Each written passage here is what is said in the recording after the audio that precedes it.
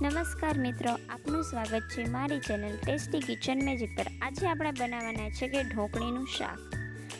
ઢોકળીનું શાક બનાવવા માટે પહેલાં ચણાના લોટને ચાળી લેવો।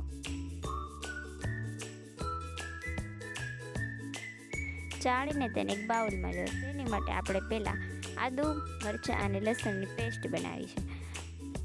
એક બાઉલમાં ચણાના લોટ નાખ્યા પછી છાશ ઉમેર્યા પછી લસણ, આદુ મરચાંની પેસ્ટ, જીરું, મરચું, બેટરને એક જ દિશામાં ચલાવો। તે તૈયાર થઈ ગયા પછી તેને એક ચાળણીમાં લઈને ચાળી નાખો। હવે ગેસ પર એક પેન મૂકો। પેન ઉપર જે બેટર તૈયાર કર્યું છે તે નાખો અને તેને બરોબર ધીમે આંચે શેકો। ઢોકળીનું બેટર રેડી થયા પછી તેને એક થાળીમાં એક પાથરી દો। તેને બરોબર 10 મિનિટ માટે મૂકી દો। પછી તેને સરખા ઢોકળીને ચોરસ કટ કરી। ઢોકળીનું શાક બનાવવા માટે 2 ડુંગળીને સમારી દો અને 1 ટમેટાને ઝીણા સમારી દો।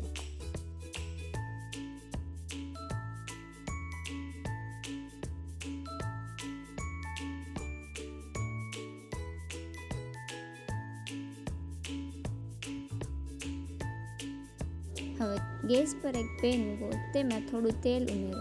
તેલ ઉમેર્યા બાદ તેમાં હિંગ અને રાઈ ઉમેરો। રાઈ ઉમેર્યા પછી આદુ મરચાંની પેસ્ટ ઉમેરો। પછી તેને થોડીક વાર હવે તેમાં સમારેલી ડુંગળીને એડ કરો। પછી ટમેટાં નાખીને તેમાં ઉપરથી મીઠું ઉમેરીને તેને બરાબર પાકી જાય।